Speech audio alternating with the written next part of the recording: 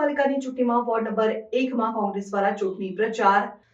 કરજણ નગરપાલિકાની સામાન્ય ચૂંટણી માટે શુક્રવારે ભારતીય રાષ્ટ્રીય કોંગ્રેસ દ્વારા ભરતભાઈ અમીન, વિપુલસિંહ વાતડિયા, પ્રદીપસિંહ ચાવડા, હર્ષદસિંહ ગોહિલ અને તેમજ શનિવારના રોજ પ્રાંત કચેરી ખાતે ઉપસ્થિત રહી કરજણ નગરપાલિકાની વોર્ડ નંબર 1ના ઉમેદવારો કિંજલબેન ગોહિલ, મનીષાબેન પરમાર, મોહમ્મદ લતીફ દિવાન, સુમારભાઈ જામોડ મોટી સંખ્યામાં કોંગ્રેસ કાર્યકરો સાથે ચૂંટણી પ્રચારમાં નીકળ્યા હતા। આ પ્રસંગે પિન્ટુભાઈ વેમાડી, કાળુભાઈ, ભાસ્કરભાઈ ભટ્ટ ઉપસ્થિત રહ્યા હતા અને કોંગ્રેસ પેનલના ઉમેદવારોને મત આપવા અપીલ કરી હતી।